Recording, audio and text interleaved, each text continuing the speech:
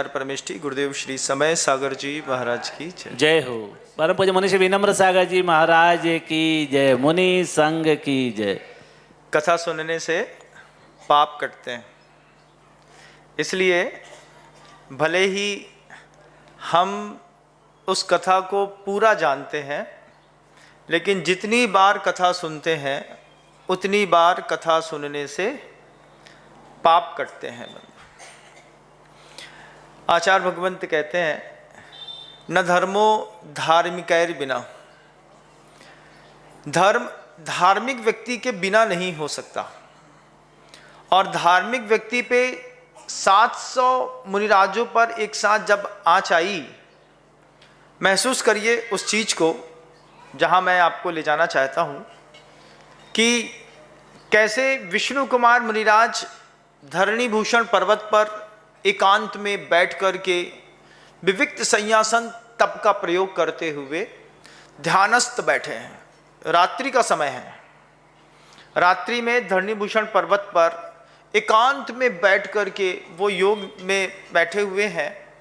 जिस वृक्ष के नीचे बैठे हैं उस वृक्ष के ऊपर मोटे मोटे अजगर उल्टे लटक रहे हैं और उनसे उनकी सांसों से वहाँ पर स्पंदन हो रहा है। नीचे सिंह बैठा हुआ है, बीच में विष्णु कुमार मुनिराज बैठे हुए हैं। क्षुल्लक जी का आना होता है।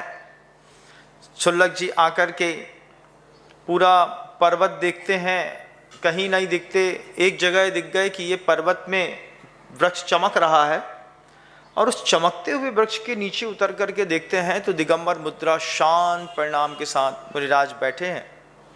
उनको भी कुछ पता नहीं है क्या हो रहा है, कैसा हो रहा है। क्षुल्लक जी ने बताया कि अकंपनाचार्य आदि 700 मुनिराजों पर उपसर्ग है और आपके गुरु ने आपके लिए संदेश भेजा है कि आपके पास विक्रिया रिद्धि है। उनके गुरु अवधि ज्ञानी है। उन्होंने कहा है कि विक्रिया रिद्धि है, उस विक्रिया रिद्धि का प्रयोग करके आप 700 मुनिराजों पर उपसर्ग जो आया है उसको दूर करें। जब विष्णु कुमार मुनिराज ये बात सुनते हैं कि मुझे विक्रिया रिद्धि है, ऐसा सोचते हैं तो ऐसा हाथ जो है ऐसा बढ़ाते हैं तो हाथ पर्वत, नदी, जंगल, द्वीप, समुद्र सबको पार करके मानसोत्तर पर्वत को छू जाता है। जब वो एक हाथ मानसोत्तर पर्वत को पूरा का पूरा छू जाता है तब वो अपना हाथ समेटते हैं। बोले हाँ रिद्धि तो है। अब बोले चलो, और अपनी साधना छोड़ी साधु परमेष्ठी ने, अपना चातुर्मास छोड़ा। उनका जो संकल्प था कि मैं इस स्थान से उठूंगा नहीं, उस स्थान से अपने संकल्प से छूट करके वो आगे बढ़े और जहाँ पर यह कृत्य हो रहा था हस्तिनापुर में जाकर के पहुँच गए। कथा आपने सब सुनी है, आप कथा के पूरे दृश्य को जानते हैं। कैसे बलि, नमुची, बृहस्पति, इन चार जो तीन के बाद एक और प्रहलाद, इन चारों ने कैसे वहाँ पर यज्ञ किया। एक स्थान पर 700 मुनिराजों को बेड़ करके अलग अलग जगह कुंड बना करके लगातार उस पर धुआं निकल रहा था। धुएं से कंठ अवरुद्ध हो रहा था। कई मुनिराज मूर्छित हो चुके थे और उस पर विष्णु कुमार मुनिराज बटुक ब्राह्मण का वेश बना करके पहुँच करके मंगल गान करते हैं, स्वस्ति मंगल वाचन करते हैं। किमिक्षिक दान का दिन था। उस किमिक्षिक दान को पाकर के जब बाहर वह बलि आता है तो बृहस्पति जो था वो ज्योतिष शास्त्र का पारंगत था। उसने जब देखा कि छोटा सा बटुक है और कुछ याचना के लिए आया है, सस्वर कंठ से पाठ कर रहा है, उन्होंने कहा बोलो क्या चाहते हैं। बोले चाहते क्या हैं, हम तो वैसे भी छोटे से हैं, हमारी तो कुछ ज़्यादा इच्छा है नहीं, 3 डग भूमि दे दीजिए। ये 3 डग भूमि कितनी बड़ी होने वाली है ये इतिहास भी आपने देखा है, वो इतिहास भी आप बहुत अच्छे से जानते हैं। जब दे रहे थे तो पूर्णिमा के, आज पूर्णिमा है ना, यही पूर्णिमा के प्रकाश में वह हाथ चमक रहा था मुनिराज का, जिसमें शंख, गदा, चक्र, तोरण, ध्वज सब हाथों पे बना था।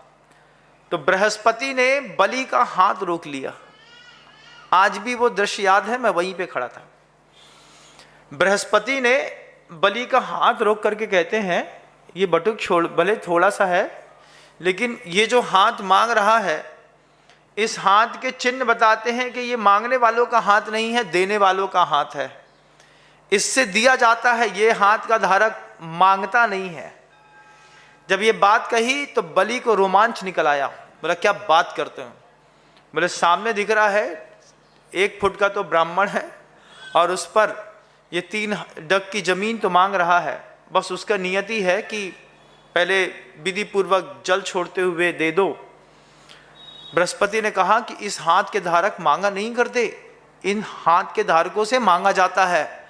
हमें दे दो, हमें दे दो, हमें दे दो, इनसे याचना करो, इनको दो मत। ये बात जब मैंने पहली बार गुरु जी के मुख से सुनी थी, मैं बार बार गुरु जी का हाथ देखता था। मैं देखता था कि गुरु जी का हाथ कैसा है। लोग कहते थे गुरु जी की गजरेखा बहुत बड़ी है। उनकी गजरेखा का फुटप्रिंट जो है वो आज भी मेरे पास रखा हुआ है। लेकिन उनके हाथ देखता था, उनके हाथ की रेखाएं, उनके हाथ की कोमलता सब नाप ली मैंने। उनके पूरे पर्वत नाप लिए, उनके शुक्र की स्थिति नाप ली, उनकी पूरी कुंडली ऐसी जगह बनवाई, आचार्य जी की कुंडली। जब फुटप्रिंट भेज करके और हाथों का फोटोग्राफ्स भेज करके गुरु जी का वह फल निकलवाया, तो ज्योतिषाचार्यों ने एक ही बात कही कि प्रभु राम की कुंडली में जो शुक्र की स्थिति है, वही गुरुदेव श्री विद्यासागर जी महाराज जी की कुंडली में शुक्र की स्थिति। जब मैंने पहली बार ये बात देखी, सुनी और गुरुदेव से बोली कि आपकी और रामचंद्र जी की शुक्र की स्थिति एक है, तो चारसी बोलते हैं, तो शुक्र क्या करेगा मेरा? बोले, शुक्र कुछ नहीं करेगा, शुक्र प्रसिद्धि दिलाता है। जैसे रामचंद्र जी जगत में अतिशय प्रसिद्ध हैं, ऐसे ही शुक्र का काम है सिर्फ प्रसिद्धि दिलाना। तो वो प्रसिद्धि दिलाता है। तो जैसे रामचंद्र जी प्रसिद्ध थे, ऐसी आपकी भी प्रसिद्धि दिग दिगंत तक है। ये बात महसूस करी जब गुरुदेव इस धरती पर नहीं रहे। उनके बाद जिन्होंने गुरुदेव को नहीं देखा था, वो भी फूट फूट करके बहुत रोए।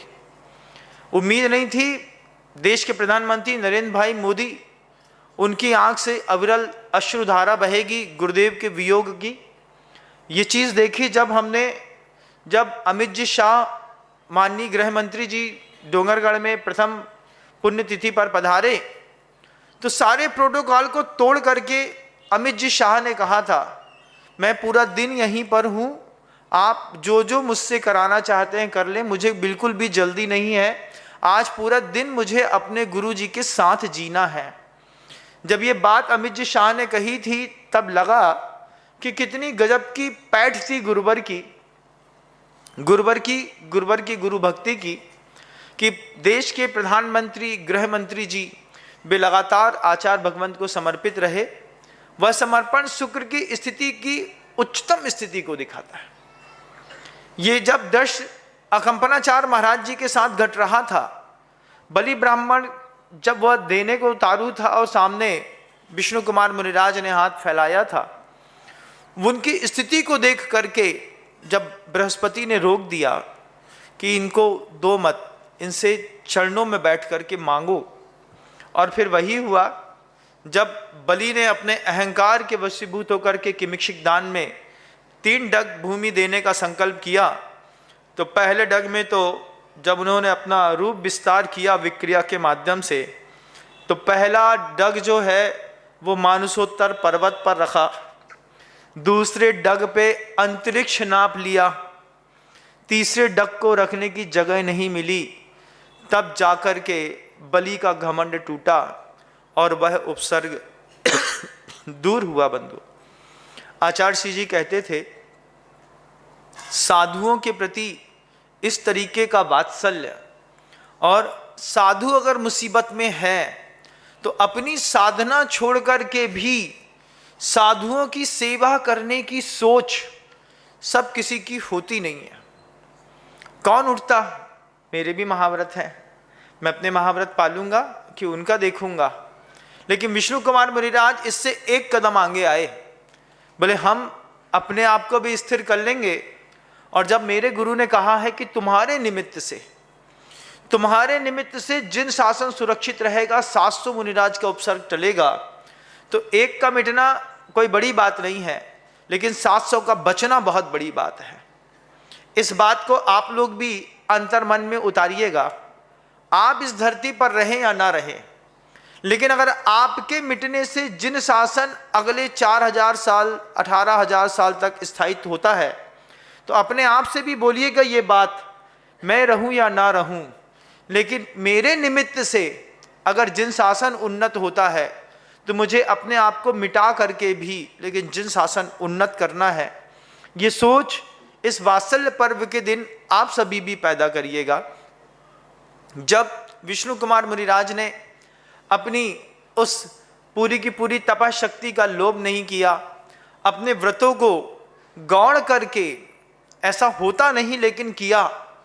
वीरसेन स्वामी धवला की प्रथम पुस्तक पर कहते हैं कि जिस वक्त मुनिराज विष्णु कुमार महाराज उस विक्रिया का प्रयोग कर रहे थे, उस वक्त वह थोड़ी देर के लिए पंचम गुरु स्थान पर आ गए। विष्णु कुमार मुनिराज ने वस्त्र नहीं पहने, उन्होंने सिर्फ विक्रिया के माध्यम से ऐसा रूप प्रदर्शित किया। जब वह रूप वापिस समेट रहे थे, तब बलि, बृहस्पति, नमुची और प्रहलाद, इन चारों के चारों को दिगंबर रूप का जब वह अद्भुत दर्शन हुआ, वे भी जिन धर्म के प्रति नतमस्तक हो गए। वीरसेन स्वामी कहते हैं कुछ देर के लिए विष्णु कुमार मुनिराज पंचम गुरु स्थान पर आए और पंचम गुरु स्थान पर उन्होंने विक्रिया रिद्धि का प्रयोग किया। इसका मतलब है कि पंचम गुरु स्थान में रिद्धियां हो सकती हैं और उनका प्रयोग भी किया जा सकता है। फिर वीरसेन स्वामी ये भी कहते हैं कि अगर उन्होंने उस विक्रिया रिद्धि का प्रयोग नहीं किया होता और वात्सल्य नहीं दिखाया होता, तो वो पहले गुण स्थान पर आ जाते, मिथ्या दृष्टि हो जाते। तो मिथ्यात्व से भी अपने धर्म की रक्षा करके और जिन शासन को जो उन्नत किया, घटना तो बहुत काल पहले गुजर गई बंधुओं आंख से होकर के, लेकिन आज भी वह स्मृति ताजा करती है। आज भी जब भी कहीं धर्म की हानि होती है, उस वक्त भी इस बात का अंतरंग भाव आता है कि कैसे भी इसकी पूर्ति हो। जब गुरुवर ने कंबोडिया में जो मंदिर बना हुआ है, उस कंबोडिया के नंदीश्वर दीप जिनालय जो बोरेबदूर में है, उस बोरेबदूर के जिनालय की 22,000 प्रतिमाओं को अपनी आंखों से देखा, जिसमें धड़ तो है लेकिन सिर नहीं है, और पूरी की पूरी 22,000 दिगंबर जैन प्रतिमाएं संग्रहालय में रखी हुई हैं। कसौटी के पाषाण की प्रतिमाएं रखी हुई हैं। जब गुरुवर ने उनकी कास्ट पूछी, जब उन्होंने उस पूरे दृश्य को देखा, कल्याण जी गंगवाल पूना के हैं, वे अपनी पत्नी के साथ बोरेबदूर गए थे और वहाँ पर उन्होंने स्वयं फोटोग्राफ्स ला करके गुरुवर को दिखाए। तब गुरुवर उन दृश्य को देख करके रोने लगे, आँख से आंसू आ रहा था गुरुजी के, और गुरुजी ने कहा कि आंखों देखे 22,000 प्रतिमाओं के सिर तोड़ दिए। 22,000 प्रतिमाओं के सिर तोड़ देना कितनी निर्दयता होगी, जिन शासन के प्रति कितनी क्रूरता होगी। फिर गुरुजी ने उस फोटोग्राफ्स को देख करके अपने अंदर एक संकल्प लिया कि पाषाण की प्रतिमाओं को इस तरीके से आताताइयों ने तोड़ दिया। आचार्य श्री जी का संकल्प था कि उन्होंने 22,000 प्रतिमाएं तोड़ी हैं, हम भारत के अंदर 25,000 से ऊपर प्रतिमाएं नहीं स्थापित करेंगे। यह भी रक्षा और वात्सल्य का एक अभिनव प्रयोग गुरुवर ने किया। फिर गुरुजी से कई बार बोली इस बात को कि गुरुदेव, पाषाण की प्रतिमा में वैराग्य बहुत अच्छा दिखाई देता है, उसमें भाव बहुत जुड़ते हैं। आचार्य श्री जी ने कहा, एक धक्का लगता है प्रतिमाएं टूट जाती हैं। धातु की प्रतिमाओं से हम इतिहास दिखाएंगे और इस बात को विचार करके, बड़ी गहनता के साथ विचार करके आचार्य भगवंत ने कहा धातु की प्रतिमाएं इतनी जल्दी तोड़ी नहीं जा सकती, उनको पाषाण की प्रतिमा की अपेक्षा बहुत लंबा समय लगता है। इसलिए अब धातु की प्रतिमाएं स्थापित करनी है और उनका ये एक अभिनव विचार और उनकी गंभीरता के साथ आज आप देख रहे हैं बनने वाले सहस्कुट जिनालयों में लगातार धातुओं की प्रतिमाओं का निर्माण किया जा रहा है। वहाँ पर प्रतिमाएं स्थापित की जा रही हैं। 25 सहस्कुट जिनालय आचार्य भगवंत ने उन 22,000 प्रतिमाओं के तोड़ने के दर्द के कारण स्थापित किए। जहाँ तक उनके पुण्य का प्रभाव था, जहाँ तक उनके पुण्य से प्रभावित जनता आती थी, वहाँ गुरुवर ने प्रयोग करके जिन शासन को अपनी शक्ति सामर्थ्य के हिसाब से आप सबके सहयोग से उन्नत किया है, आगे भी वह उन्नति का द्वार गुरुवर के जाने के बाद बंद ना हो। आप सब भी इस वात्सल पर्व पर अपनी जवाबदारी समझे, ऐसी भावना रखता हूँ। शब्दों को विराम देता हूँ। गुरुदेव श्री विद्यासागर जी महाराज।